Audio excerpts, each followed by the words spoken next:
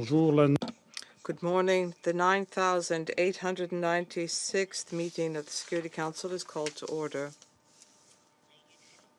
The provisional agenda for this meeting is the situation in the Middle East. The agenda is adopted. In accordance with Rule 37 of the Council's Provisional Rules of Procedure, I invite the representatives of Israel, Libya, Syria, and Turkey to participate in this meeting. It is so decided. In accordance with Rule 39 of the Council's Provisional Rules of Procedure, I invite the following briefers to participate in this meeting. Mr. Khaled Khiari, Assistant Secretary General for the Middle East, Asia and the Pacific, Department of Political and Peacebuilding Affairs and Peace Operations, and Mr. Jean-Pierre Lacroix, Under-Secretary General for Peace Operations. It is so decided. The Security Council will now begin its consideration of item 2 of the agenda. I now give the floor to Mr. Khaled Khiari. Monsieur le Président, distingués membres du Conseil de sécurité, Mr. President, distinguished members of the Security Council, former Assad government on 8th of December 2024, this Security Council has been regularly briefed on Israeli violation of 1974 disengagement of forces agreement between Israel and Syria, as you will hear from Under-Secretary General for Peace Operations Jean-Pierre Lacroix. The Secretary General has been clear on his condemnation of all actions that are inconsistent with the agreement. There have been hundreds of reported Israeli airstrikes across Syria since 8th of December of last year, in the southwest, the Syrian coast, northeastern Syria, Damascus, Hama, and Homs. The IDF has publicly confirmed it has built multiple positions in the area of separation on the Golan. Israeli officials have also spoken about Israel's intentions to stay in Syria for the foreseeable future. Such facts on the ground are not easily reversed. They do threaten Syria's fragile political transition. Most recently, as conveyed to this Council by the Syrian Permanent Mission on 7th of April, at dawn on 3 April, there were reports that Israel carried out multiple airstrikes across Syria, including in Damascus, the Hama military airport, and the T4 military airport in Homs. Israeli simultaneous attacks in Daraa reportedly resulted in 9 civilian casualties. The Syrian interim authorities condemned these attacks, qualifying them as blatant violation of international law and Syrian sovereignty, and an attempt to destabilize Syria. Let me also recall earlier indications by the Damascus authorities, as had been published in numerous media outlets, of not presenting threats to its neighbors and seeking peace on their borders. The Israeli Defense Minister was quoted on 3rd of April as qualifying the recent airstrikes in Syria as a warning for the future, and as he added that Israel would not allow Syria to become a threat to Israel's security interests. Considering these developments, let me recall this Council's presidential statement on 14th of March, which reaffirmed a strong commitment to the sovereignty, independence, unity, and territorial integrity of Syria, and called on all states to respect these principles and to refrain from any action or interference that may further destabilize Syria. This Council's commitment to Syria's sovereignty and territorial integrity grows in importance by the day. Syria's opportunities to stabilize after 14 years of conflict must be supported and protected for Syrians and for Israelis. This is the only way regional peace and security can be realized. Mr. President, let me conclude by recalling the statement made by Special Envoy Pedersen on 3rd of April about Israeli military escalation, that such actions undermine efforts to build a new Syria at peace with itself and the region and destabilize Syria at a sensitive time. Syria is at a crossroads and deserves a chance to continue to work towards an inclusive political transition, where the Syrian people can overcome the conflicts, revive their economy, realize their legitimate aspirations, and contribute to regional stability. Furthermore, short-term and tactical security actions and gains should not derail prospects for peace agreement between the two neighbors and long-term stability at their internationally recognized border. Je vous remercie. Thank you. I thank the ASG for his comments, and I now give the floor to Mr. Lacroix, the USG for Peace Operations. Thank you, Mr. President. I thank the Security Council for giving me this opportunity to report to you on the situation in the UNDOF area of operations. UNDOF, the UN Disengagement Observer Force, in implementing its mandate. The Security Council consultation on UNDOF on the 19th of March has remained volatile and continues to be characterized by significant violations of the 1974 Disengagement of Forces Agreement with the entry of the Israeli Defense Forces, IDF, into the area of separation since the 8th of December. The Israeli Defense Forces currently occupies 12 positions that they established on the Bravo side, 10 in the areas of separation and 2 in the area of limitation in the vicinity of the Bravo line. They also continue to construct counter-mobility obstacles along the ceasefire line and have flown on several occasions aircraft across the ceasefire line and helicopters into the area of separation. The IDF also continue to impose some restrictions of movement on UNDOF and Observer Group Golan personnel in the area of separation. Their restrictions on the movement of people residing in the area also continue.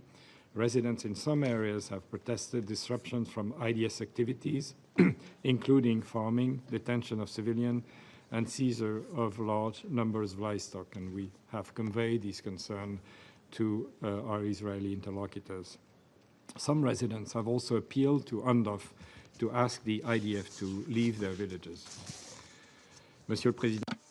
Mr. President, in this difficult operational environment, UNDOF personnel supported by the Observer Group Golan have continued to carry out to the best of their abilities activities entrusted to it, namely observation of the area of separation and the ceasefire line from their positions, as well as patrols and reports on the evolving situation. Permettez-moi de faire le point sur les... Allow me to update you on the evolving security situation in UNDOF's area of operation. In recent weeks, UNDOF personnel have noted multiple explosions on the Bravo side, which they deem to be significant kinetic activity linked to the efforts of the IDF to, and I quote, demilitarize the south of Syria. On the 27th of March, following an IDF attack on a location in the area of limitation, the IDF stated, and I quote, that during a planned IDF activity, a number of armed individuals opened fire from Kohaya on IDF forces. The IDF sent an aerial instrument to scan the field. The aerial instrument was attacked. Most recently, early morning on the 3rd of April, UNDOF personnel in the area of separation observed IDF troops in vehicles moving in a southeasterly direction on the Bravo side. The UNDOF personnel later heard and observed multiple explosions in the southern part of the area of limitation on the Bravo side. UNDOF assessed these explosions to be a result of the impact of IDF artillery fire, likely in Nawa and Tassil. On the 3rd of April, the IDF informed UNDOF that, and I quote, in the past few hours, the IDF has struck remaining military capabilities in the areas of the Syrian military bases, Hama and T4, along with additional military infrastructure in the Damascus area. The IDF will continue to act to eliminate any threat to the citizens of the State of Israel, end of quote. Additionally, open sources reported on the 3rd of April incidents of residents in Dera, including Tassil and Nawa, clashing with the IDF convoy that attempted to enter the towns, forcing the convoy to retreat under IDF air cover. UNDOF continues to liaise with both parties and engages on specific issues impacting UNDOF operations and on complaints conveyed to UNDOF by a resident in the area of separation. In their engagement with the UNDOF leadership, senior IDF officials have restated that their presence in the area of separation was necessary to secure it from what they described as terrorist elements, and informed that Israel had no territorial ambitions in Syria. They have reiterated Israel's expectation of the demilitarization of the area southwest of Damascus. On the Bravo side, UNDOF is reinforcing its coordination mechanism through a new liaison arrangement with Syrian authorities. This includes enhancing information sharing protocols and regular consultative meetings. It remains critical that all parties uphold their obligation under the 1974 Disengagement of Forces Agreement, including by ending all unauthorized presence in the areas of separation and limitation, as well as refraining from any action that would undermine the ceasefire and stability on the Syrian Golan. There should be no military forces or activities in the area of separation other than those on UNDOF. All actions that are inconsistent with the agreement are unacceptable. UNDOF must have freedom of movement in its area of operations. The freedom of movement and safety and security of UNDOF and Observer Group Golan personnel conducting their mandated task is of the highest priority. Monsieur le Président. Mr. President, in conclusion, I count on the continued cooperation of both parties so that the force can fully carry out its mandate. UNDOF remains essential for stability in the Golan and in the region. We are grateful to the Security Council for the continued support provided to UNDOF, and I reiterate that this unanimous support is needed now more than ever in this difficult time. Thank you. I thank the USG for his comments, and I give the floor to council members wishing to speak. I give the floor to the Permanent Representative of Algeria. Merci, Monsieur le Président. Thank you, Mr. President. I have the honor to deliver this statement on behalf of the members of the A3+, namely Guyana, Sierra Leone, Somalia, and my own country, Algeria. At the outset, we would like to thank USG Jean-Pierre Lacroix and ASG Khaled Khiari for their valuable briefings. Mr. President, the A3+ is concerned about the military escalations by Israel in Syria, which are taking place at a critical period of Syria's history and exacerbate the already fragile situation in this country. We understand that the recent airstrikes have reportedly resulted in 9 civilians' casualties and damage the civilian infrastructure. The A3+ strongly condemn these military operations that violate international law, including the United Nations Charter, in particular Article 2.4, which prohibits the threat or use of force against the territorial integrity or political independence of any state. In this regard, we stress the importance of ensuring full respect for Syria's sovereignty and territorial integrity. We also echo the Special Envoy's concern that such actions undermines efforts to build a new Syria that is at peace with itself, at peace with the region. It is crucial to highlight that Syria has neither threatened nor attacked Israel. Furthermore, we must recognize that the ongoing violence exacerbates the humanitarian crisis, which has already displaced millions and left countless others in desperate need of assistance.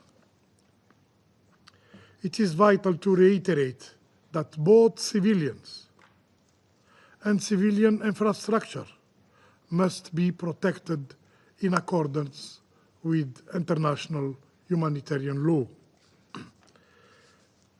The A3+ is further concerned about the impact that the destruction of Syria's military capabilities would have on the country's stability and its ability to ensure security, to combat terrorism effectively.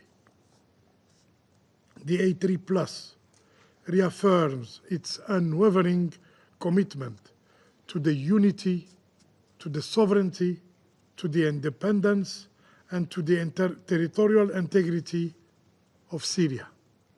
These principles must be respected by all, under all circumstances. Upholding international law is not a matter of choice, but an obligation. And this escalatory action of Israel, compounded by inflammatory statement by Israeli officials about the, and I quote, indefinite presence of their forces in Syrian territory, are contributing to instability and threatening regional peace and security. The A3+ therefore calls for, first, the immediate cessation of attacks against Syria's infrastructures. Such actions destabilize the country and may incite further unrest and conflict among neighboring countries. Second, full respect for the 1974 disengagement agreement, including provisions related to the zone of separation.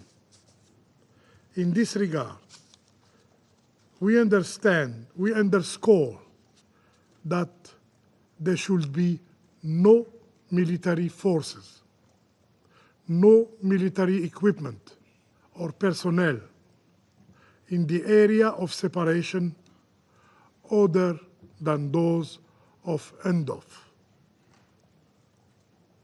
Third,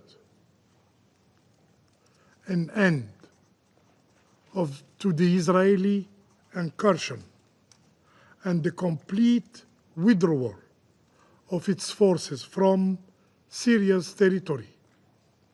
We emphasize that the Golan Heights is an occupied Syrian territory, as reaffirmed by Security Council Resolution 497. This Security Council must uphold its resolutions and ensure complete compliance by all parties. Mr. President, the A3+ stands ready to work with all member states to ensure a peaceful resolution to the ongoing crisis in Syria, prioritizing the needs and aspirations of the Syrian people. The prosperity of Syria is critical to the stability of the entire region. Any action by external actors that jeopardizes Syria's security must be condemned by the international community. Rebuilding Syria requires an investment in dialogue, not sanction. enhanced collaboration, not aggression,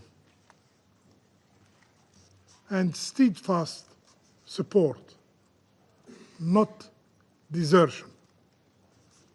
The international community must echo the calls of the Syrian people by mobilizing necessary resources, lifting unilateral sanctions, and providing required support to Syria. I thank you.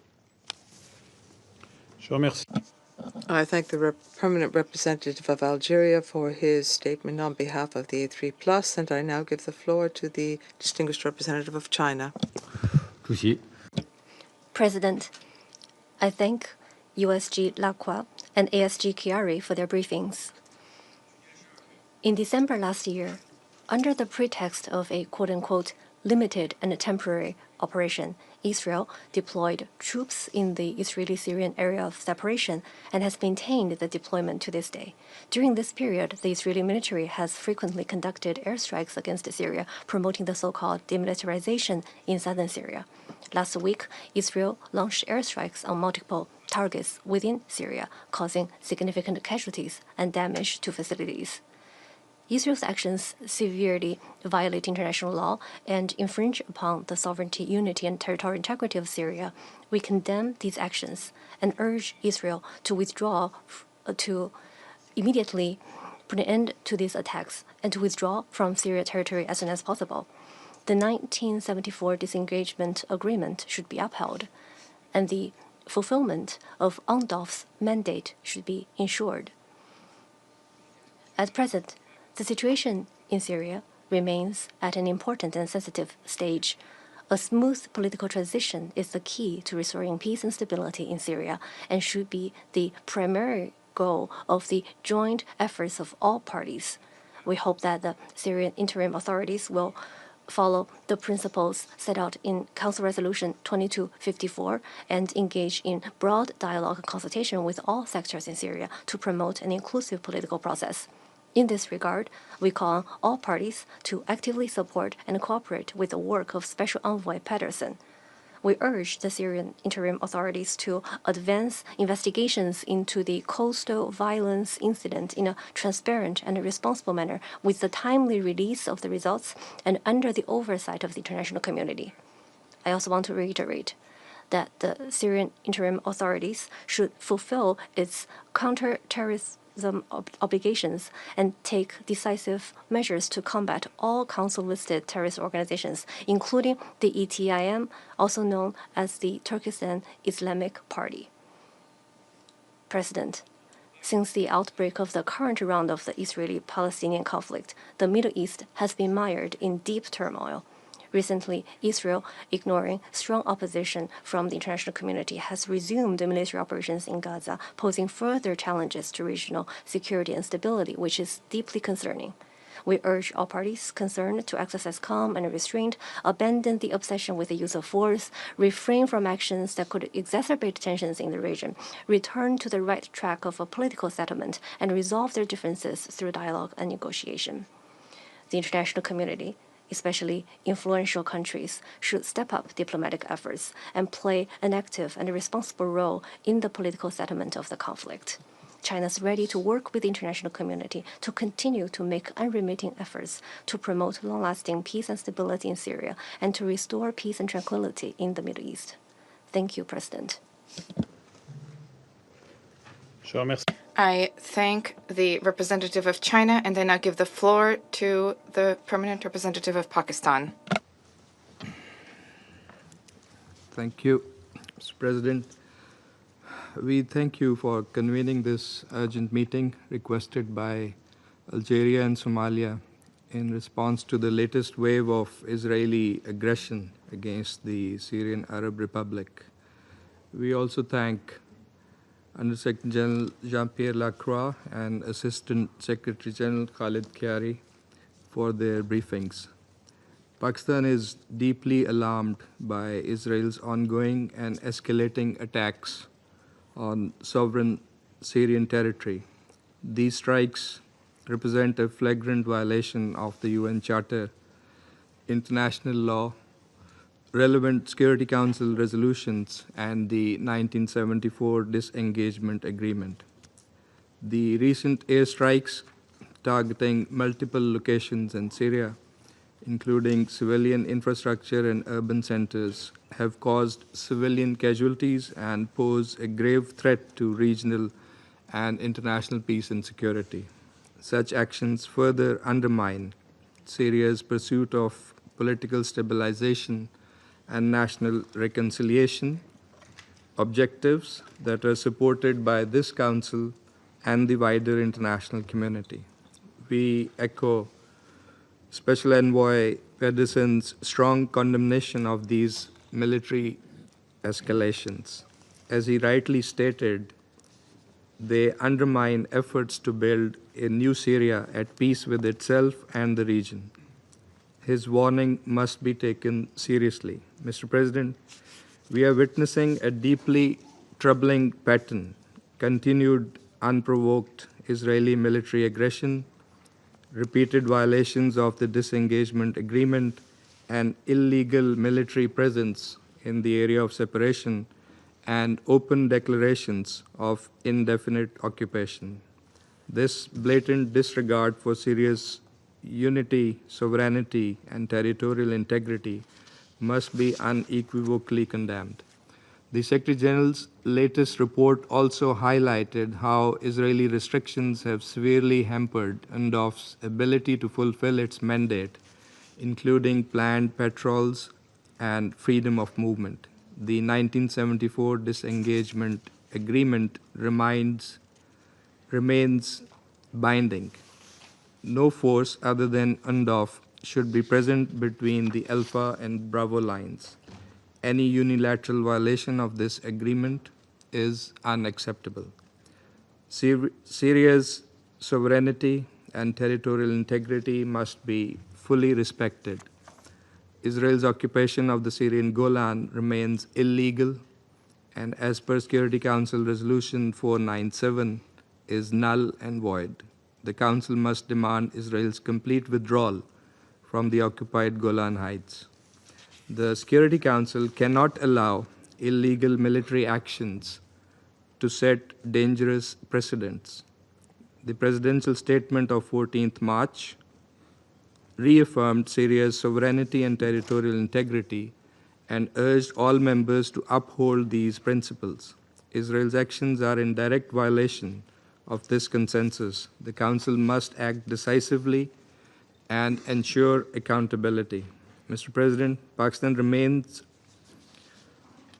attached to the principle of Syrian-led, Syrian-owned political process grounded in the principles contained in Resolution 2254. Sustainable peace in Syria depends on the inclusive political transition, national unity, and reconciliation. Recent progress, including the formation of a transitional government, adoption of an interim constitution, and integration of civil and military institutions, must not be derailed by external military interference. The humanitarian consequences of these attacks are devastating. With over 16 million people already in need, the deliberate targeting of civilian areas and infrastructure only deepens the crisis and violates the core principles of international humanitarian law. We are equally concerned about the broader regional implications. Continued escalation risks igniting wider conflict at a time when diplomacy, de-escalation, and reconstruction must be the priority. The Council must send a clear and united message. Violations of sovereignty cannot be normalized, and the principles of the UN Charter must be upheld. We've listened carefully to USG Lacroix and Assistant Secretary General Chiari. These are serious findings on which the Security Council should pronounce, since the Council's calls are not being heeded to. We are ready to work with Council members and the pen holders in this regard. In conclusion, Pakistan stands in full solidarity with the brotherly people of Syria. We reaffirm our unwavering commitment to Syria's sovereignty, political independence, and the right of its people to live in peace, security, and dignity, free from occupation and external aggression. I thank you. Je remercie.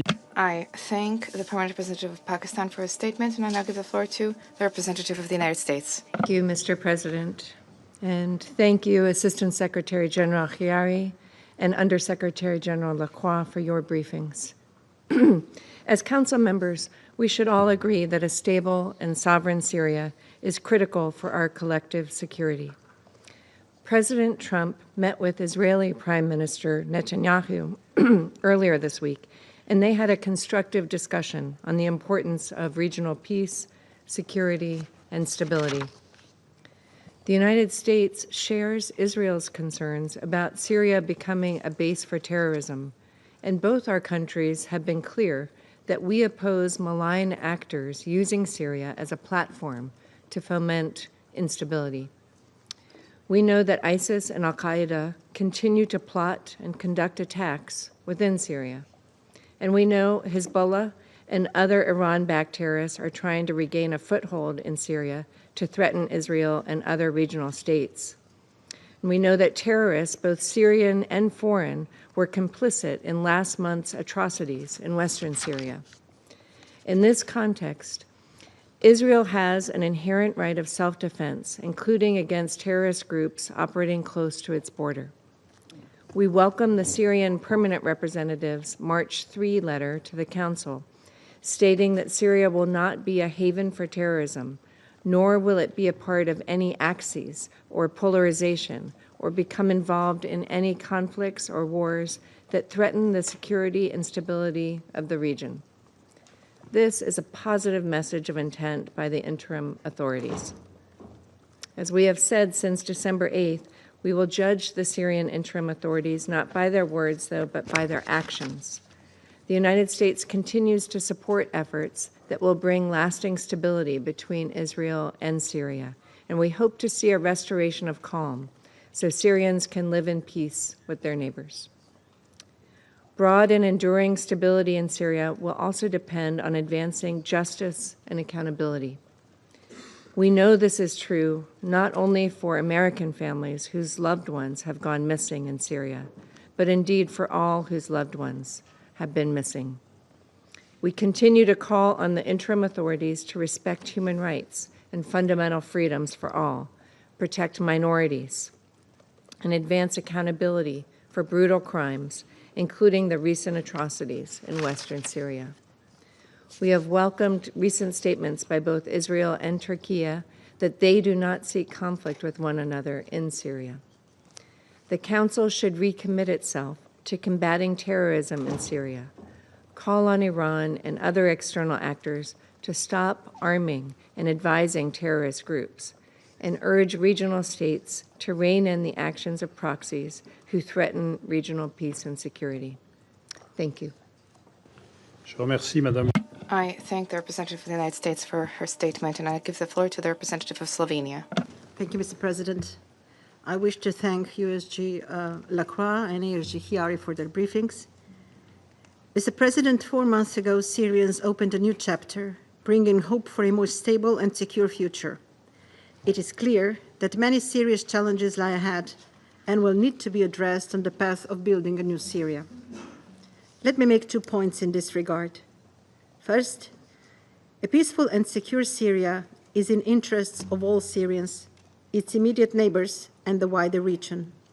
It is equally in the interest of the entire international community. The best way to achieve it is through diplomacy and dialogue. Once again, we urge all parties to refrain from violence and to exercise maximum restraint at this critical juncture. We call on all the states with influence to use it to that end and to promote dialogue and confidence building. Mr. President, we have been saying this for years and we remain resolute. It is vital that Syria's sovereignty, territorial integrity, independence and unity are fully respected. Syrian people need peace and our firm support. So we reiterate our unwavering call for the full respect of international law, including international humanitarian and human rights law. We acknowledge the interest of countries in the immediate neighborhood to ensure that events in Syria do not pose risk to their security. However, we remain convinced that external military interventions in the fragile moment of Syrian transition do not contribute to this legitimate objective. Indeed, they could have a counter effect. In this vein, we condemn the repeated and intensifying Israel's military escalations in Syria, which risk undermining an already fragile security situation in Syria and beyond. We call on Israel to immediately cease the bombings and to withdraw from the zone of separation defined by the 1974 disengagement agreement. UNDOF must be fully able to carry out its mandate, including freedom of movement. Ceasefire must be preserved and the agreement implemented. Besides being illegal, prolonged Israeli incursions risk undermining the transition process in Syria, aggravate tensions, and risk destabilizing the region. Second, an inclusive political transition is in the interests of both the Syrian leadership and Syrian people. We take note of recent developments toward political transition, including the unveiling of a new and expanded cabinet. In this regard, we encourage the interim authorities to continue working toward a credible, inclusive, and sustainable transition, one grounded in good governance and transparency. This includes the formation of a provisional legislative council and a committee to draft the new constitution, as well as preparations for free and fair elections. This should be in line with relevant international standards and the key principles of the Security Council Resolution 2254. In conclusion, Mr. President, let me reiterate, in a highly unstable regional environment, Syria has a historic opportunity to become a center of peace and security. That requires proactive engagement by all stakeholders. In Syria, it requires the interim authorities to make the right decisions based on an inclusive national dialogue for the benefit of all Syrian people and in full respect of their human rights and freedoms. It also requires increased and continuous regional and international support. And again, it requires respect for the independence, sovereignty, and territorial integrity of Syria.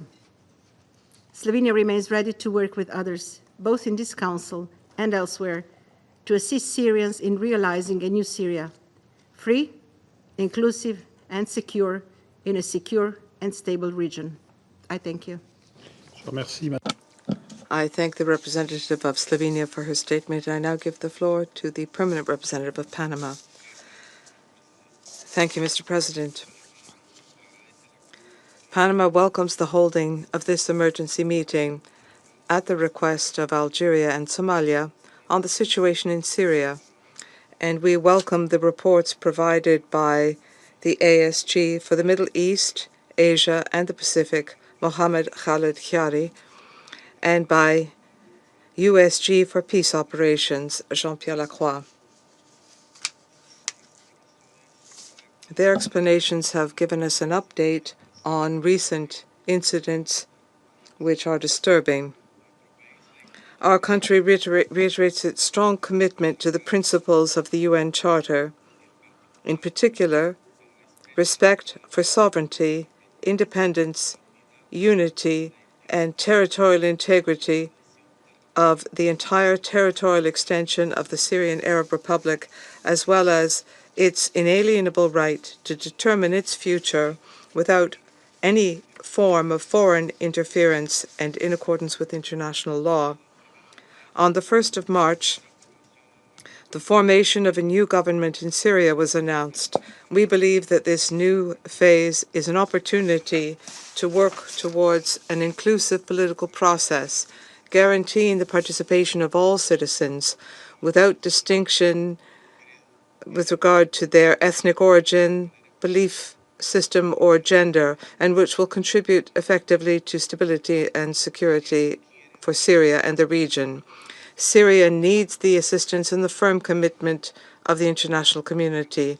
After 14 years of a cruel civil war, Syrians need help rebuilding effective governance, which does not allow for infiltration by extremist influences in their politics, and help fighting the development of terrorist group activities in their territory.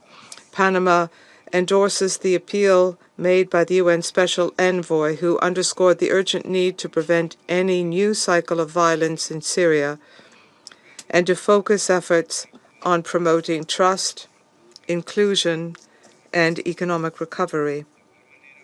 Similarly, Panama expresses its profound concern at recent attacks, air attacks, which have taken place in different regions of Syria. They have affected strategic infrastructure, including scientific research facilities, airports, and other areas of military and civilian importance. Events reported by different sources cause concern for a number of reasons, particularly when they result in mass casualties, significant material damage, and when they have generated a climate of greater uncertainty and greater instability at a particularly delicate time for the country. We particularly regret the impact that this situation is having on the civilian population, and we underscore the importance of guaranteeing at all times protection for civilians and strict respect for international humanitarian law. Panama takes note of the recent reports by the UN Disengagement Observer Force, which carried out an inspection mission in a number of areas in the south of Syria, including areas in the province of Daraa, impacted by last week's attacks.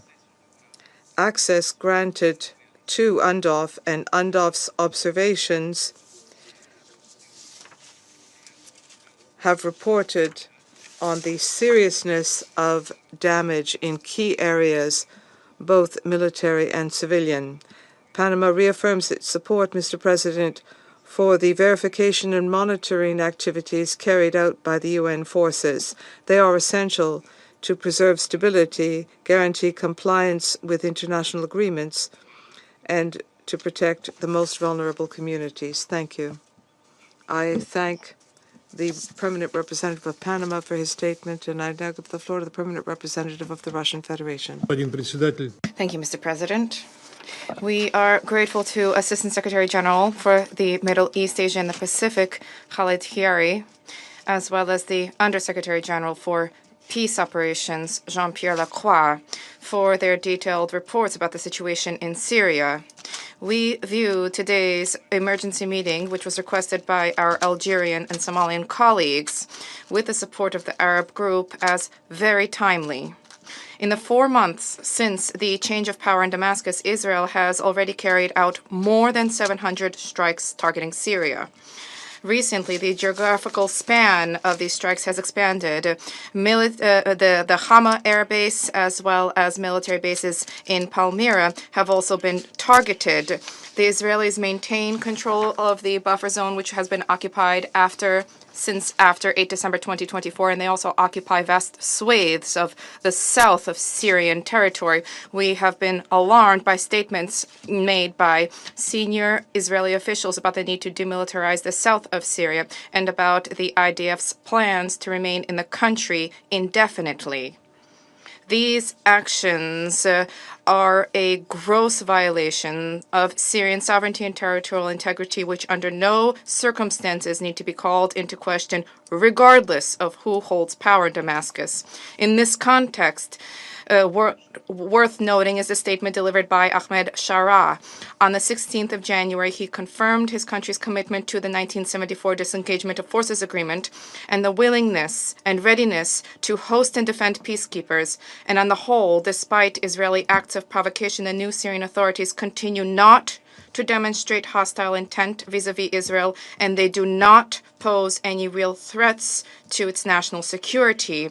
We wish to recall that in March, at Russia and the U.S.'s initiative, a presidential statement was adopted. Paragraph 4 of this statement calls upon all states clearly to refrain from any action that may further destabilize Syria or interference in its domestic affairs.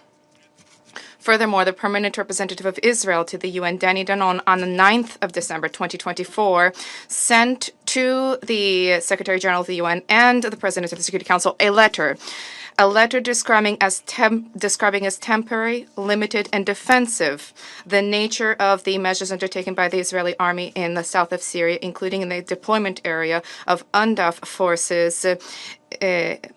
forces. We call upon the Israeli side to, in practice, reaffirm the commitment set out in the letter to the disengagement agreement and to international law, and to, without any preconditions, immediately revert back to compliance therewith. At the practical level, this includes the withdrawal of Israeli army units and the termination of arbitrary strikes. On the whole, we view as nefarious for the security of the entire Middle East any attempts to destabilize Syria or derail efforts to towards normalization of the situation in the country. Only a strong, united, prosperous, and independent Syria, with respect for the rights of all ethno-religious minorities, will be a home for all Syrians. A Syria that embarks upon the path towards national reconciliation with a unified army and security forces, with, among others, experienced Syrian professionals in their ranks, a Syria that will become a reliable and predictable partner for all states in the region. We strongly condemn any attempts to exploit the period of political transformation and economic uncertainty to impose foreign and alien directives upon the Syrian people.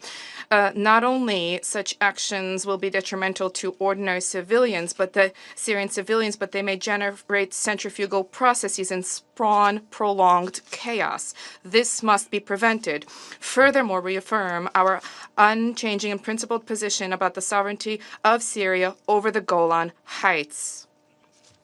We believe that lasting normalization of the situation in Syria is only possible through inclusive intra-Syrian dialogue, which is geared towards the achievement of national consensus and the advancement of a comprehensive political settlement in accordance with the core principles which are enshrined in Security Council Resolution 2254.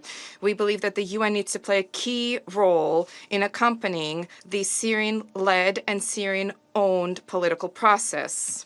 We extend our support for the efforts of the UN Special Envoy Geir Pedersen, and we call upon the Syrian authorities to proactively engage with Mr. Pedersen.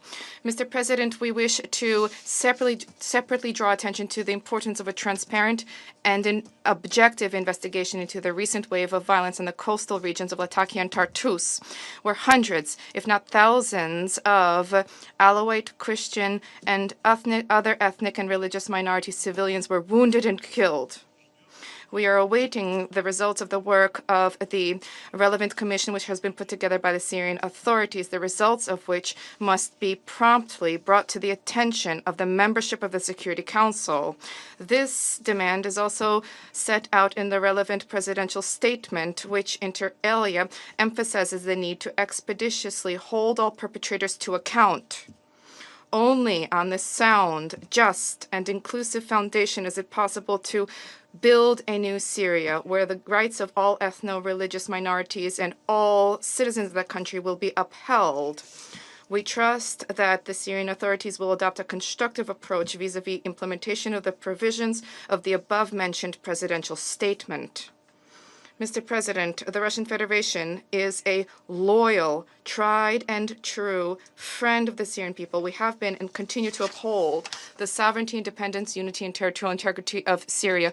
We genuinely hope that the Syrians will adopt and implement the right decisions that will guarantee political and social stability in the country, as well as its progressive and sustained development for the benefit of all residents of that state, barring none. We stand ready to help to achieve this as a permanent member of the Security Council, as well as bilaterally. Thank you. I thank the permanent representative of the Russian Federation for his statement, and I now give the floor to the permanent representative of Greece. Thank you very much. By thanking our briefers, Assistant Secretary General Chiari and Under Secretary General Lacroix, for the valuable information they have provided. Today, I would like to highlight the following 3 points. First, the sovereignty and territorial integrity of Syria must be respected by all. Syrian sovereignty has been systematically violated. We reiterated our call for the full implementation of the 1974 disengagement agreements and emphasized the responsibility of all parties to uphold international obligations. While we recognize the right of Israel to defend itself and ensure the security of its citizens, we stress the need for this to be done in accordance with international law with the utmost care to avoid civilian casualties. We express our condolences for those deceased and pray for the speedy recovery of those injured. We similarly draw attention to violations of Syrian sovereignty in the north, coupled with ongoing violations and kinetic activities, further exacerbating Syria's stability.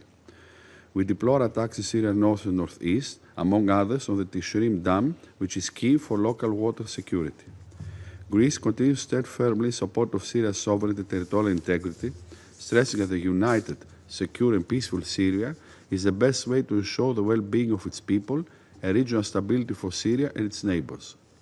Second, a truly inclusive political transition combined with transitional justice is the key to viable peace in the country. Following the fall of the previous regime in Syria, Greece remains steadfast in its solidarity with the Syrian people as we work toward the recovery of the country. This recovery can only be achieved through a truly inclusive political transition, one that is guided by the principle of Security Council Resolution 2254, supporting the formation of credible and resilient state institutions which respect international law and the international law of the sea, the protection of the full integration of all Syrian communities, including Christian, Alawites, Druze and Kurds, is key for rational reconciliation and the long-term prosperity of the country. We are encouraged by the recent engagement between interim President al-Shara and Special Envoy Pedersen on the importance of a transparent election process for an interim People's Assembly. The atrocities committed in the coastal regions, as condemned by this Council's presidential statement of 14th of March, underscore the urgency for full accountability and inclusive justice. This is crucial for the credibility of the interim authorities.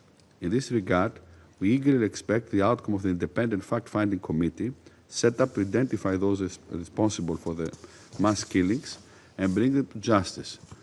We also reaffirm our support to the independent international impartial and objective mechanism, the international impartial mechanism, and the Commission of Inquiry, all critical UN mechanisms in terms of accountability. On the constitutional declaration and political transition, we take note of the formation of the transitional government in Damascus, and we consider the inclusion of representatives of ethnic and religious groups to be crucial for its success. We likewise note, however, that these developments were not met with universal acceptance of all communities, and there might still be some question marks on how representative the makeup of this transitional government is. We are equally concerned that, among others, the increased influence of the executive power on the formation of the legislative authority may not lead to a truly inclusive and viable political process. Third and last point, we must not lose sight of the humanitarian crisis in Syria. Recognizing the severe humanitarian crisis in the country, Greece made at the recent recovery conference in Brussels a pledge in support of Syria's recovery, contributed to the EU overall commitment of some 2.5 billion euros, tangibly reflecting a commitment to help rebuild Syria. Within the EU, Greece has supported the easing of sanctions while emphasizing that this should be done in a gradual, conditional, and reversible manner.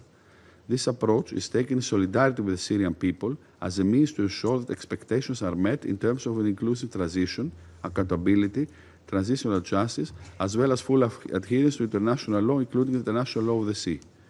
Mr. President, in closing, let me stress that the only viable future for Syria is one of peace, justice, and inclusiveness. Greece remains committed to supporting a political transition that respects the rights of all of Syria's diverse community, advances the prosperity and security of the Syrian people, and ensures regional stability. For this purpose, we must continue to uphold Syria's unity, sovereignty, and territorial integrity, free from external influence and interventions. I thank you. I thank the permanent representative of Greece for his statement. I give the floor to the permanent representative of Denmark. President, and I thank Assistant Secretary General Khiari and Under Secretary General Lacroix for their briefings and for their continued efforts to support stability in Syria. As we've heard, the situation in Syria remains volatile. This was shockingly clear 1 month ago, when violence and widespread killings of civilians rocked Syria's coastal region. Denmark strongly condemns these acts of violence. We reiterate the need for a thorough investigation and that the perpetrators are held accountable. What is needed now is a safe and stable Syria, one that can heal from the horrific crimes of the past and look to the future. This is true for all Syrians and for the wider region. Mr. President, allow me to make 3 points.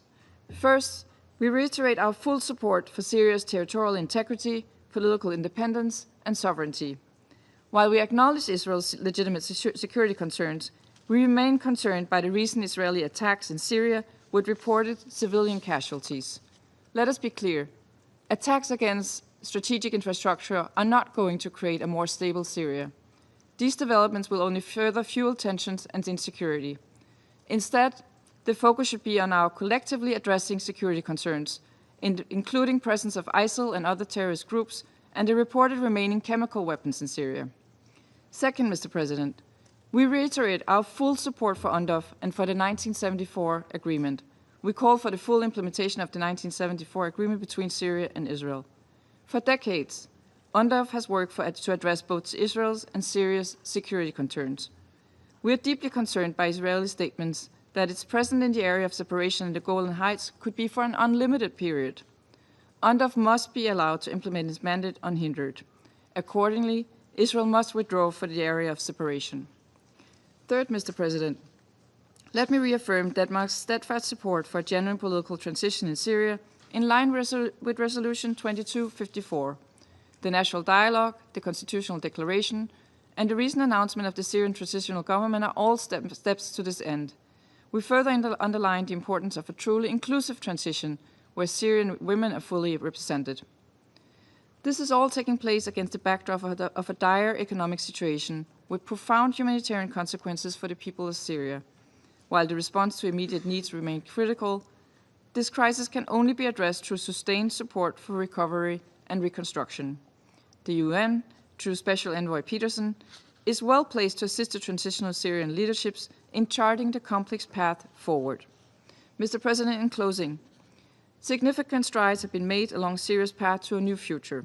However, challenges remain, both politically and in terms of security. The international community, in particular this Council, has a responsibility to support the people of Syria on this path. Denmark remains committed to this end. I thank you. I thank the Permanent Representative of Denmark for her statement. I now give the floor to the Permanent Representative of the Republic of Korea.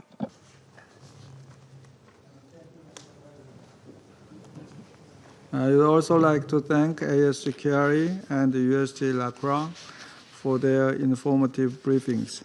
After 4 months, the Syrian people have finally witnessed the launch of a transitional cabinet, a critical first step for a long-awaited inclusive transition. However, Syria once again finds itself caught in a web of escalating geopolitical tensions, hampering its prospects for recovery and reconciliation after decades of unbearable suffering. I would like to make 3 points in this regard. First, all hostilities violating Syria's territorial sovereignty must stop. Since the fall of the Assad regime, Syria has neither attacked neighboring states nor indicated any intention to resort to aggressive action against them. In stark contrast, Israel has persistently conducted over 500 airstrikes since that time and is maintaining a military presence far beyond the Bravo line, a clear violation of the 1974 disengagement agreement. While we acknowledge Israel's security concerns, including risks of terrorism, we emphasize that such concerns cannot serve as justification for the use of force against a neighboring state and its civilians, particularly in the absence of a clear evidence of an imminent threat. The right to self-defense, as enshrined in international law, is temporary and contingent, not open-ended. As such, we express our grave concern over Israel's assertion that it will maintain an indefinite presence on Syrian land. And we urge Israel to live up to its obligations under the UN Charter and the 1974 Agreement. This includes returning to its prior commitment of ensuring freedom of movement for UNDOF. We also call upon the UN and those with influence over the parties on the ground to pursue a sustainable resolution that respects the sovereignty of Syria and promotes long-term regional stability. Second, we urge all parties to prioritize the safe and verifiable destruction of Syria's chemical weapons stockpiles. We express deep concern over Israel's airstrike last week, targeting the vicinity of scientific studies and research center in Barzah, a site known to have been involved in developing chemical and missile technologies during the Assad era, and which was inspected by OPCW Secretariat during their visit last month. As the OPCW Director General said last December, such airstrikes not only risk contamination, but lead to the destruction of valuable evidence for investigations related to past chemical weapons use. Moreover, they may impede the growing momentum in cooperation between the OPCW and Syria. We therefore urge all relevant actors to refrain from actions that may undermine the full implementation of the Chemical Weapons Convention in Syria. Third, we urge the transitional government to advance a more inclusive political process in line with Resolution 2254. While external threats continue to pose challenges, Syria's internal stability is equally at risk as a result of ongoing sectarian violence and exclusion from the political process, a situation that could be addressed through better planning and improved communication. In this regard, the United Nations stands as a capable and willing partner. With its long-standing experience in facilitating political transitions through both political engagement and technical assistance, the UN is uniquely positioned to provide vital support for narrowing existing capacity gaps and rebuilding trust. We welcome the Secretary General's initiative to conduct an integrated strategic assessment and hope this will spur progress on inclusive governance, security sector reform, and transitional justice. In closing, Mr. President, the track record of the interim authorities over the past 4 months shows that while progress has been limited, meaningful steps forward are possible, provided the international community remains constructively engaged and firmly supportive. We simply cannot afford to lose this historic opportunity to bring Syria back on a path of peace and legitimacy. This process must not be derailed as a result of Syria regressing into a geopolitical battlefield. I thank you, Mr. President.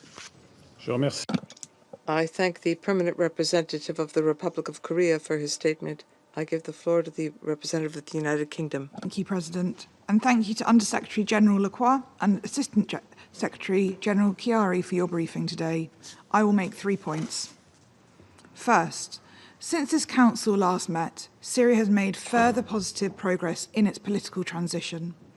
The UK welcomes the announcement on the formation of the new Syrian government, and we look forward to the protection of human rights, unfettered access to humanitarian aid, the safe destruction of chemical weapons, and the combating of terrorism and extremism.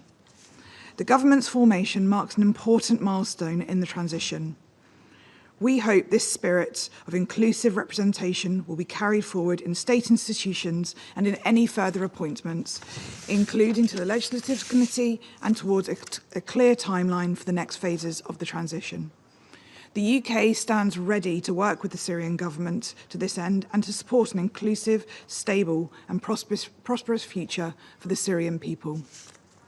Second, this opportunity for stability is being threatened by the continued violence. We are concerned by Israeli strikes and incursions into Syria, with reports of civilian deaths. These actions risk destabilizing Syria and the wider region, and this is in no one's interest. We recognize Israel's focus on protecting the security of its borders and its people, but the actions it takes must be proportionate and in line with international law. We call on all actors to uphold the 1974 disengagement agreement, respect Syrian territorial integrity, and to prioritize diplomacy over force. Third, it is the Syrian people who will suffer the most from this worrying escalation. After 14 years of tyranny and conflict at the hands of the Assad regime, the Syrian people still face a staggering humanitarian crisis. And that is why the UK has recently pledged up to $207 million in critical humanitarian assistance. Our focus should now be on supporting Syrians to rebuild their country. Therefore, we call on all parties to ensure that humanitarian access remains possible across Syria and that civilian lives are protected. The UK will continue to work with our international partners to support Syrians as they look to build a better future. Thank you.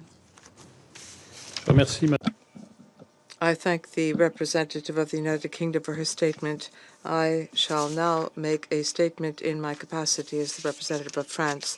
I thank USG for Peace Operations, Mr. Jean-Pierre Lacroix, as well as the ASG for the Middle East, Asia, and the Pacific, Mr. Khaled Khiari, for their briefings, which have underscored the seriousness of the security situation in Syria.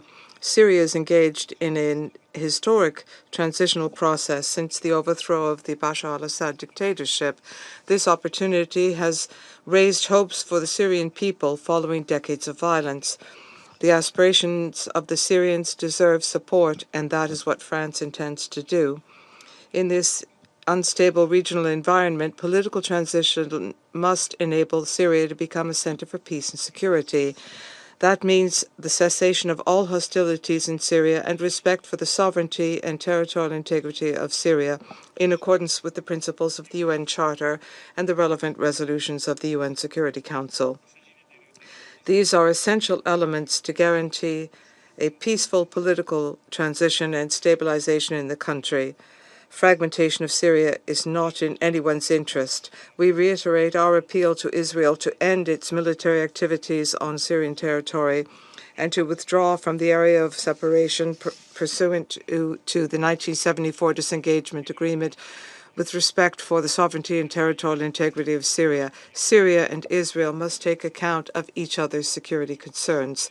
In this transitional period, we must above all make sure that Syria does not fall prey to fragmentation. With that in mind, our Council has asked that full light be shed on the unacceptable violence which cost the lives of civilians, which took place in the month of March as a result of, on the basis of religion. Those who are responsible must be brought to justice, and we will closely examine the conclusions of the commission established by the caretaker authorities to investigate these crimes and the actions that will be taken.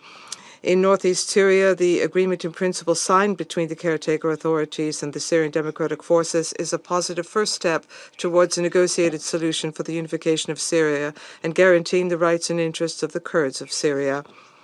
The terrorist threat remains high, and it is essential for the Damascus authorities to fight tirelessly against this threat, particularly against Daesh, and to resolve the issue of foreign terrorist fighters. The international community is expecting, particularly from the Syrian authorities, the dismantling of the chemical weapons program in full cooperation with the OPCW. And finally, in order to achieve just and lasting peace in Syria, it is essential to guarantee the inclusivity of the political transition. Initial encouraging results have been achieved with the holding of the first national dialogue session and the announcement of a new government. This government must consolidate commitments of the Syrian caretaker authorities and respond to the expectations and needs of the Syrian people. One of the expectations is the setting up of a transitional government. Those who have been convicted of crimes must not go unpunished, and France supports combating impunity in Syria and cooperation with the Syrian authorities. In tandem, national dialogue must be pursued and must involve all components of Syrian society. France recalls its commitment to an inclusive and representative political transition in the spirit of the principles of Resolution 2254. We support Mr. Geir Pedersen's efforts to support this process, and we trust that cooperation between Syrian authorities and the United Nations will build trust and solidify the support of the international community support for Syria. I resume my function as President of the Council. I now give the floor to the representative of the Syrian Arab Republic. Thank you, Mr. President. Mr. President, at the outset, I would like to congratulate you on assuming the presidency of the Security Council for this month, wishing you and your team every success. I also wish to thank your predecessor, the Permanent Representative of Denmark, and her team for their effective management of the Council's work during the past month. I extend my thanks for your prompt response to the request to convene this emergency session. Gratitude is also due to the distinguished delegations of brotherly Algeria and Somalia and the member states of the Arab Group in New York for their support of the Syrian Arab Republic request to hold this meeting. I also thank Mr. Jean-Pierre Lacroix, the Under-Secretary General for Peacekeeping Operations, and Mr. Khiari, the Assistant Secretary General, for their briefings. I also welcome Ms. Liwa Anita Asma, head of UNDOF, with us in this session today, and I thank her and her team for their efforts to uphold UNDOF's mandate. Mr. President, a majority of UN member states, including within this Council, have emphasized over the past 4 months the need to support Syria and the Syrian people during this sensitive phase of their present and future. We have all witnessed the international consensus on the necessity of uniting efforts to end the suffering of the Syrian people, which is a protracted suffering, and to support Syria's stability, security, sovereignty, and territorial integrity, as this would positively reflect on the stability of the region and the security and well-being of its peoples. In parallel with those positive and constructive declarations and initiatives undertaken by member states, international organizations, and political groups to support Syria and its people, as we witnessed during the Arab Summit hosted by Cairo, the meeting of the OIC's foreign ministers in Jeddah, the conferences of Aqaba, Riyadh, Paris, the Brussels Donors Conference, and other international fora held in Davos and Munich. So in parallel with all this, the Israeli occupying authorities have persisted in their aggressive actions, which constitute a challenge to these international efforts and aim at threatening the unity and integrity of the Syrian territory, undermining the efforts of the Syrian government, and imposing a new reality that contradicts the hope and aspirations of the Syrians to live in their homeland in safety and peace. Mr. President, the Israeli occupying authorities have escalated their aggression against the sovereignty, unity, and territorial integrity of the Syrian Arab Republic, posing a serious threat to international peace and security and a grave violation of international law, of the UN Charter and the relevant resolutions, as well as of the 1974 Disengagement Agreement. Since last December, the occupation forces have launched hundreds of airstrikes against my country, the latest of which was launched on the 3rd of April at dawn on Thursday, and within 30 minutes, several airstrikes were launched against 5 different areas across the country. These attacks resulted in the near-total destruction of the Hama military airport, the injury of dozens of civilians and military personnel, and the destruction and extensive damage to other military and civilian facilities in the governorates of Homs and Damascus. Concurrently with this aggression, units of the Israeli occupation forces penetrated the Daraa countryside and bombed the Al Jubailiyah dam forest area west of Daraa, killing 9 civilians and wounding others. This aggression was preceded by another attack on the town of Al-Kuwaya in the Daraa countryside, which resulted in the death of 7 civilians. The latest report of the Secretary General concerning the UNDOF force highlighted some aspects of the Israeli aggressions against Syria. The report clearly indicated the incursion of the Israeli occupation forces into the buffer zone, the significant alteration of the situation therein, and the impact of the forces' operations since the 8th of December, in violation of the relevant Security Council resolutions. Moreover, the report recorded the complaints of our people in that area due to the Israeli occupation army preventing farmers from accessing their agricultural lands and sources of livelihood and damaging them, arresting Syrian citizens, stealing their livestock, destroying roads, disrupting electricity, water, and internet services, and occupying buildings belonging to the Konaitra governorate and damaging them. Israeli practices in the territories it recently infiltrated beyond the buffer zone are not limited to the above. They have also extended to threatening the water security of Syria and neighboring countries by seizing control of water resources in southern Syria, diverting river flows and water springs in Mount Hermon and the southern water resources. This will directly endanger Syria's water and food security.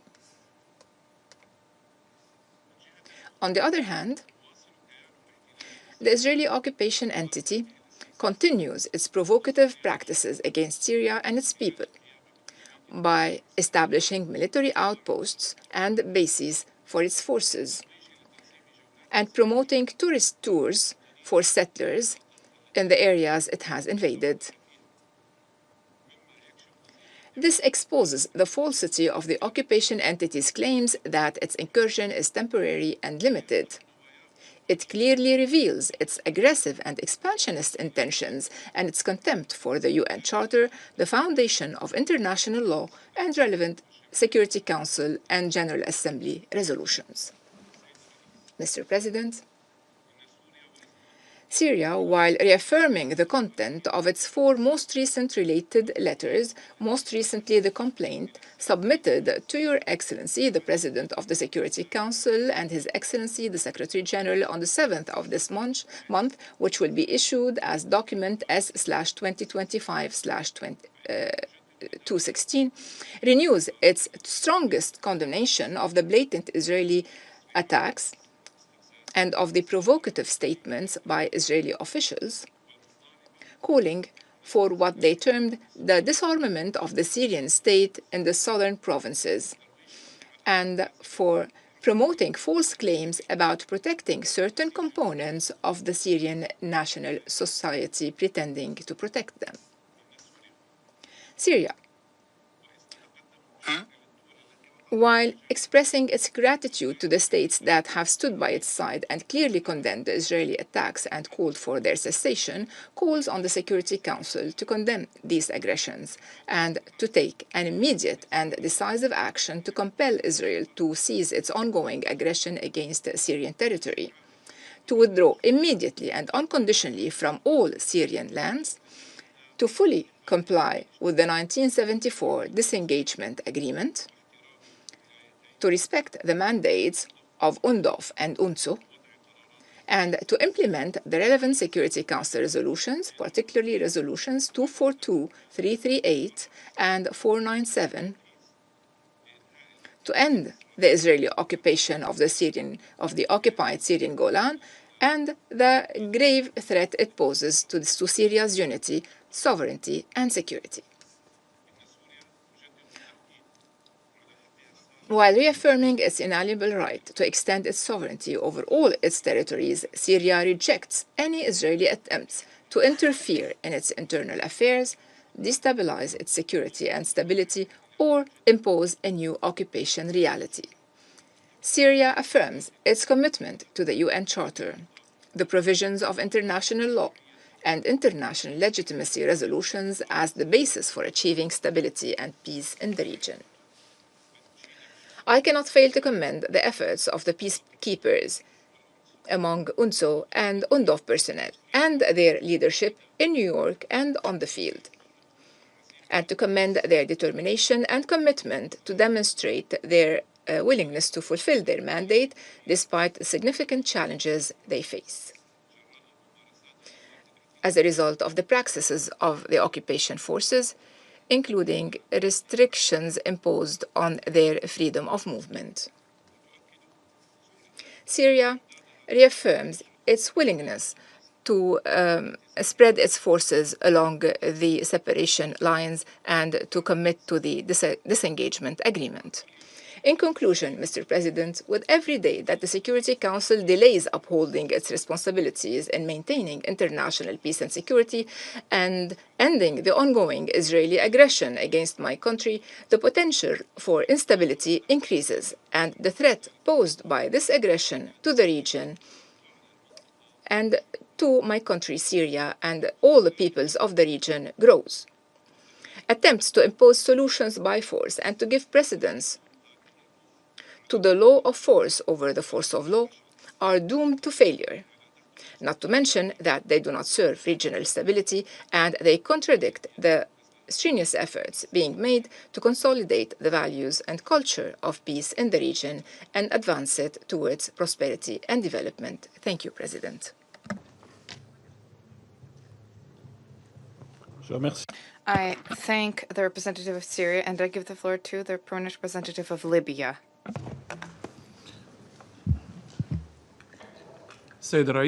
Mr. President, at the outset, allow me to submit this statement on behalf of the Arab Group. I would like to thank you for answering the call of Somalia and Algeria to hold this important meeting called for also by the Arab Group. I'd also like to thank Mr. Khaled Khiari and Mr. Jean-Pierre Lacroix for their briefings. Mr. President, the Arab Group expresses its deep condemnation of the military escalation of the occupying Israeli forces, the repeated aggression against Syria, especially the latest attack that has targeted several areas on the 3rd of April, and we would like to recall that such attacks are a blatant violation of international law and the UN Charter. They are undoubtedly a threat to the peace and security of the entire region. It also adds to the suffering of the Syrian people who are already suffering because of the ongoing crises. The attacks of the occupation forces that targeted 5 different positions, including the destruction of the Hama military airport almost completely and the huge damage to several civilian and military positions in Homs and Damascus, are only part of a series of attacks that aim at undermining the security of Syria. It also is a threat to the safety and security of the Syrian people and hinders the regional and international effort to bring about stability in the region. The Arab Group underlines that such attacks are not only a violation of the peace, security, and territorial integrity of Syria, but also a total and blatant undermining of the security of Syria and the resolutions of this council, including 242, 338, and 497, that calls to end the Israeli occupation of the Syrian Golan. It's also a grave violation of the Disagreement of Forces Agreement. This is a clear violation of the mandate of the UN forces, whether they are the UNDOF or the UNSO. Mr. President, the Arab Group condemns in the strongest towards such attacks and call upon the international community and the Security Council in particular to shoulder their legal and moral responsibility and bring pressure to bear on the Israeli occupation forces to stop their aggression immediately and to adhere to the international law and ensure a full and unconditional withdrawal of their forces from all Syrian territories, including the recent movements that only aim at abusing the current developments in Syria and expand their occupation. Therefore, your council must take immediate and urgent steps to put an end to such provocative actions before things go out of control and threaten international peace and security, whether in the region or beyond. The Arab group also stresses, in parallel with the development of the transitional stage after the fall of the previous regime and the continued effort to bring about development, to lift economic sanctions against Syria as soon as possible, because they are a hindrance to the revival of the economy of Syria and their development. The Arab group also stresses the need to continue the comprehensive political process with the Syrian-led, Syrian-owned process that is all-encompassing of all factions in Syria, in line with Security Council Resolution 2254. This will be part of international effort aimed at supporting peace and prosperity in Syria. In this vein and in the same context, the Arab group also condemns the continued occupation of the Israeli forces of 5 areas in southern Lebanon, including new areas that were not occupied before, which is a huge violation of the sovereignty of Lebanon and Resolution 1701 and the agreement between the two countries. We stress that the Security Council must shoulder its responsibility and compel the Israeli occupation forces to fully and immediately withdraw without any conditions from all occupied Lebanese territory. We commend the progress made in deploying the Lebanese forces south of the Litani River, and we support Lebanon, its peace, security, and sovereignty. Mr. President, to conclude, these continued aggression, while most countries of the world are aiming at de-escalating such international tensions and putting an end to crises and wars which have reached their apogee due to the Israeli occupation forces' violation of the ceasefire agreement, also in Gaza, and the continued violations in the West Bank, show clearly that the Israeli forces are trying to destabilize the entire region. They want to continue this series and chains of wars and killing for only one reason. This is a clear and bad intention to turn these crises as a cover-up for their own internal problems and support whoever is in control. Therefore, we stress our full support to Syria and its people. The security of Syria is part and parcel of the Arab security. Therefore, we call for concerted regional and international effort to put an end to such violations and ensure the respect of the sovereignty and territorial integrity of Syria, and put an end to this situation that will only push the region to the abyss. It is high time for Syria to recover from the crises and enjoy peace, security, and prosperity. Thank you, Mr. President. I thank the permanent representative of Libya for the statement on behalf of the Arab group, and I give the floor to the representative of Israel. Thank you, Mr. President, and I thank our briefers here today. Amid serious and sustained instability, we are witnessing the re-emergence of radical Islamic armed groups committed only to destruction, terror, and annihilation of our nation. These groups in southern Syria are working to establish military infrastructure in areas just kilometers from Israeli communities.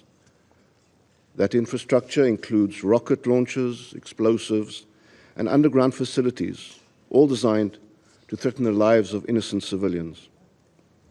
Israel cannot and will not allow this to happen. We have been clear and consistent. This is our policy. We will do whatever is necessary for however long it takes to prevent another October 7th. The images of October 7th are burnt into the minds of our people. We know what happens when a terrorist network is permitted to entrench itself, when warnings are ignored, when red lines are crossed without consequence. We have seen the signs: organized terrorist cells, foreign-built weapon systems, and the consolidation of hostile forces in southern Syria. We have acted, and we will continue to act. Our actions are guided not by ambition of expansion, but purely by necessity, security, and prevention. Colleagues, these clear priorities have defined recent Israeli operations in Syria. One such example is a ground mission recently conducted by IDF Special Forces in central Syria. There, our forces dismantled an underground missile factory constructed by Iran. This factory of death had already begun producing precision-guided missiles, several of which were subsequently used in attacks on Israeli territory by Hezbollah. That factory is no longer operational. In the weeks that followed, Israeli forces confiscated or destroyed more than 3,300 weapons and military assets which belong to Hezbollah. Among them, long-range rocket components, drones, anti-tank missiles, and tools for cross-border infiltration. These weapons were manufactured for a clear purpose: attacks on Israeli civilians and on regional stability. Let me be clear, Israel does not seek territorial gains in Syria. Our operations are precise and rooted exclusively in threat neutralization. Where a threat exists, we will meet it without hesitation. We must remind this Council that it is not only an Israeli civilians who stand to suffer from the growing entrenchment of jihadist groups. The Druze community of southern Syria, with whom Israel shares historic and familial ties, is increasingly at risk from the spread of jihadist groups in their traditional areas. These extremists threaten the fabric of diverse communities. We are committed to our Druze communities in Israel to do everything to prevent harm to their Druze brothers in Syria, and we will take the steps required to maintain their safety. Mr. President, Israel continues to coordinate with UNDOF under the framework of UN Security Council 350. We respect the mission's mandate and we support its stabilizing role along the disengagement lines. But let us be frank, peacekeeping efforts alone cannot stop the spread of sophisticated weaponry. They cannot intercept Iranian missile parts or dismantle terrorist tunnels. They cannot prevent the creation of launch sites embedded in civilian terrain. We are committed to deconfliction. We are committed to dialogue, but we are also committed to the protection of our people, and that must take precedence when lives are at stake. Council members, the Syrian government is in transition, and its authority throughout much of the country remains fragmented in reality. Control is contested. Security forces are overextended. And in the absence of cohesive governance, it is the most radical and violent actors who are taking advantage of this reality. Among the most troubling developments is the resurgence of Hamas and Palestinian Islamic Jihad activity in southern Syria. In recent months, Hamas operatives have re-established command centers and weapon caches in areas such as Beit Jan and the Dara refugee camp, again, using refugee camps near Damascus as a cover for military buildup. These actions directly endanger Israeli citizens and must be addressed with urgency. In addition to Hamas, the Palestinian Islamic Jihad continues to operate with Iranian backing, maintaining dozens of command centers in Syria. These groups are not independent actors. They are proxies of Iran, trained, equipped, and funded with clear goals to attack Israel and destabilize the region. The recent movement of hundreds of PIJ terrorists from Lebanon to Syria only underscores this threat. Terrorists thrive in instability.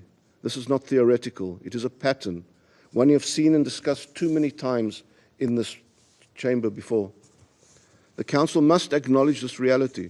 Southern Syria is vulnerable to becoming a forward base for extremist groups unless the international community, including this body, treats the situation with the urgency, seriousness, and clarity it demands. Israel's position is principled and consistent. We will act to prevent the consolidation of terrorist groups along our borders. We will maintain a demilitarized buffer zone to keep civilians safe. We will support humanitarian cooperation with threatened communities, especially the Druze. We'll engage constructively with international mechanisms. Above all, we will continue to dismantle, disrupt, and deny the ability of our enemies to prepare for the next war. This is not escalation, it is protection. It is what every responsible nation would do in our position, and what any government here would demand if the same threats were directed at its citizens. We urge this Council to adopt a posture grounded in realism, not political rhetoric. The challenges in Syria are not going away. If left unaddressed, they will grow and they will not remain confined to one border. The international community must understand what is at stake, not just for Israel, but for all those who wish to see this region free from the grip of terror. We should all remember that a selective approach by this Council, scrutinizing Israel while turning a blind eye to state and non-state actors fueling terror and chaos in Syria, will not serve the cause of peace and stability. A genuine commitment to stability in Syria requires acknowledging and addressing the full spectrum of threats facing the region. Israel will continue to defend its people decisively, consistently, and in accordance with international law. I thank you, Mr. President. I thank the representative of Israel for his statement, and I now give the floor to the representative of Turkey.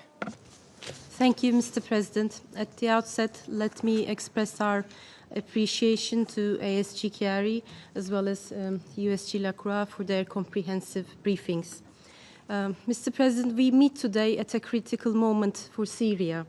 The decisions of the international community will influence whether Syria advances towards peace and stability or falls back into conflict and fragmentation.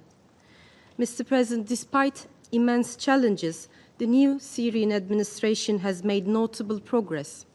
The National Dialogue Conference, the Constitutional Declaration, and the formation of a technocratic government reflect a commitment to building inclusive national consensus.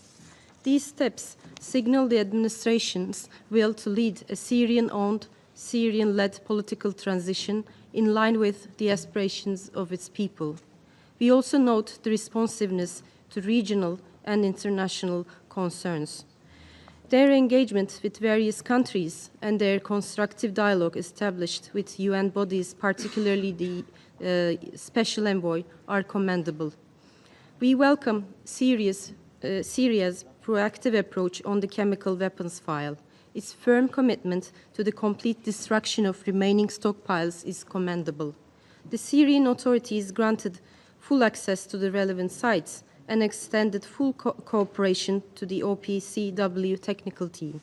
Taken together, these steps point to a readiness to open a new chapter based on constructive engagement with the international community.